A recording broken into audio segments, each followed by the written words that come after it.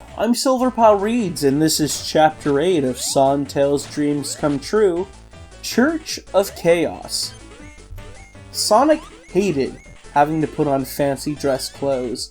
He never wore clothes. Most of the guys didn't. It just wasn't really something they did in this community. His signature brown bandana, ruby red shoes, and white gloves were all he ever wore. But church was a special and sacred place. He pulled on the itchy cream-colored dress pants, intertwined with fabric of all kinds. He screamed out in annoyance, punching the wall as his white shirt got caught on his many quills for the 10th time. He finally struggled his way into the outfit and was putting on his fancy jet black shoes when the doorbell rang. "Tails is here! Hurry up!"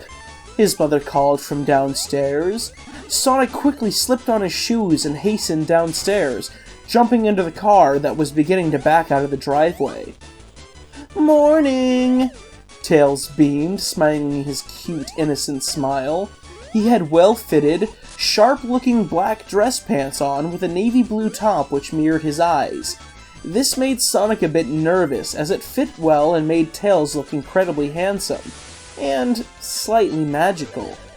His golden fur was still slightly damp, his hair parted neatly at the top apart from the 3 bangs that always jutted out from his head.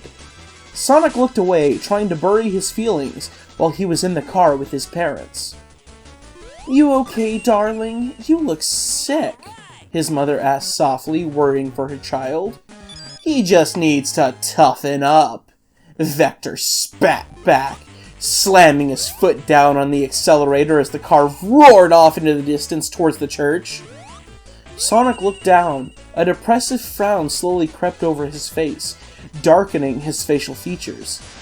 Tails looked at him, wanting to comfort his sad friend, but knew it would be suicide to do it in front of the extremely religious parents. Sonic glanced at the fox, who tried to smile a warm-hearted smile to cheer him up. "Want to go to that new Twinkle Park this afternoon after church?" Tails offered, and Sonic nodded swiftly in response. His mother had heard this and enthusiastically agreed to give the 2 boys a ride to the amusement park afterwards, and the sadness seemed to wash off Sonic like dirt in the shower. Over the ridge in the southernmost part of town, situated next to the largest bluff of the community, stood the large, majestic marble church. Large struts towered out from the top, dancing in the golden sun of the morning. The freshly fallen snow slipped off of its slanted roofs and turned to sludge on the ground nearby. Another morning where the sun had won the battle of dominance this week. This place was like a haven to all, the safest place imaginable, to which Big the Priest resided over, greeting everyone warmly as they entered the sanctuary. To Sonic and Tails, however, it seemed like the building straight out of a nightmare. To them, it was the gate to hell, chaining them to fear and forcing them to live their lives in the closet, away from prying eyes. The wind that bellowed through the open doors made the whole church creak, and the sunshine that illuminated through the stained-glass windows, casting shadows which looked like horrific creatures, rather than holy images of chaos. As they entered, the large brass bells chimed loudly throughout the area, causing a nearby flock of white doves to fly off into the distance, although they could very well have been crows. "Rise for the morning hymn," Big said, standing and opening his hands out wide. He was dressed in a heavenly white gown, which seemed to be sewed by angels. It sparkled in the sunlight and was so expertly crafted that even the finest dressmakers in all of the country could not hope to weave fabric as precisely as those fibers in his outfit. As the last notes of the song rung out, ricocheting off the stone walls and echoing through the great hall, Big the Cat began to start his morning service. It started out like normal, average, boring speech that he had said all the time, but today, he had decided on focusing on the 10 Commandments of Chaos. Sonic and Tails looked at each other shuddering. They both knew what was coming. One by one he went through, dishing out proverbs, meanings, and advice on how everybody who abides by the rules will live a rich and full life. That was when he began number 7, this sacred bond between man and woman. Big cleared his throat and began to speak. Men should live normal lives, fall in love with a beautiful woman, and have kids. This is how we reproduce. This is how we survive, and this is how it was, is, and always will be, according to the creation of chaos.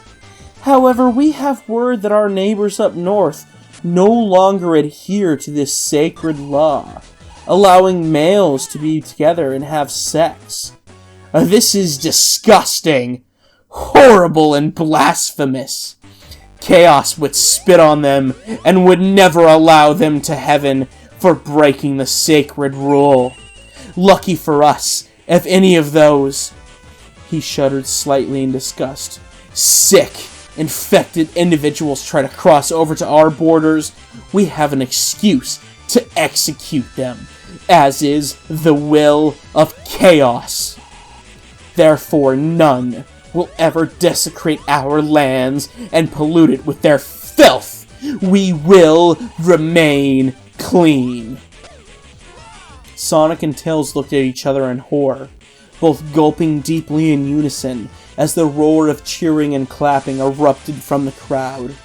That will show them, one man said. Keep them out for good, another woman added. They will rot in hell. They will have turned their backs on chaos, Vector shouted enthusiastically. Big lowered his arms, trying to sedate the suddenly riled crowd when suddenly it became too overwhelming for Sonic. Tails watched in awe as the color instantly drained from his face, being replaced by a white as pale as a ghost, and his eyelids became heavy like cement. The room began to spin and he collapsed in a heap. Sonic! Tails yelled, rushing over to his friend's aid and catching him just before he hit the floor.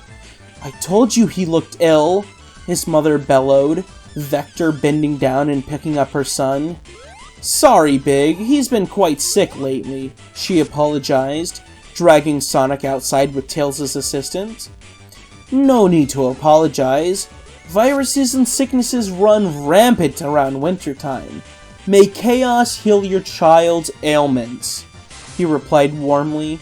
She nodded in agreement whilst exiting. Don't worry, Tails, I have him. Go back and finish the sermon, she sighed, waving the fox away. He wanted nothing more than to be with his secret love, to make sure he was okay, but he couldn't draw any suspicion. Especially after he acted in front of everyone, with Sonic fainted. It just seemed so out of the blue and unusual. After the service concluded, Big the Cat sat out in front of the long steps to shake all the visitors' hands. Each individually thanked him for his wise word, or congratulated him on his wonderful speech, all except Tails. When Tails tried to slip by unnoticed, Big pulled him aside and began to talk to him. How's your mother doing? Still refusing to come let chaos heal her soul? He asked politely. Oh, yes, sir, but I'm sure she'll come around eventually, Tails replied, kicking up dirt with his feet and trying to avoid contact. Big was the last person he wanted to see right now, and he desperately wanted to go see Sonic. My prayers are with her, and I hope to see her again, he continued. That was very quick reflexes for your friend Sonic there today, young one. I can see you two are very close friends, and I know he helped you through a tough time after your father's murder. Tails nodded, slowly edging away from the cat who persisted. I hope close friends is all that you two are. This caught Tails completely off guard, and he stumbled back using his two twin tails to steady himself and hold his balance. What do you mean? He asked, slightly bewildered by the sudden drastic change in tone. He sounded somehow menacing. I think you know what I mean, he replied. Cynicism filled his voice. Tails shook his head violently. We're just good friends, honest. Good boy. Now go, and make chaos look favorably upon you. Big placed his open palm on Tails' forehead while saying this. As Big finally let Tails go, he rushed away, smoothing out the trio of bangs that he had been muddled up by the priest. The young fox climbed up under the back seat of the car, sitting next to his blue-furred friend who was sitting up, twiddling his thumbs happily. "Hey, Tails," he smiled. This confused Tails. Hadn't he just fainted? "Sonic, how are you feeling? Why did you faint? What happened? You don't seem sick." Tails asked thousands of questions. "Slow down there, buddy," Sonic laughed, placing his hand on the kid's forehead and ruffled his fur. But this time, Tails didn't mind. "I'll explain why later, but for now, you still up for Twinkle Park?" "You bet," Tails replied enthusiastically. Big watched, eyes narrowed, as the car carrying the little fox and hedgehog pulled out of the car park and rolled down the paved road towards the large theme park. After the car grew small on the horizon, Big turned and walked and skulked back into the church. He made his way down the spiraling metal stairs deep into the bowels of the church. A large steel door blocked his path, fastened shut with a small keypad on the side. Big pressed his finger into the numbers on the pad in a sequential order under a high-pitched sound chimed, echoing up the spiraling staircase that he had just descended. Slowly, the door began to slide open, and Big stepped out into a small, windowless room. A dim fluorescent bulb light buzzed to life, illuminating the dingy little lab.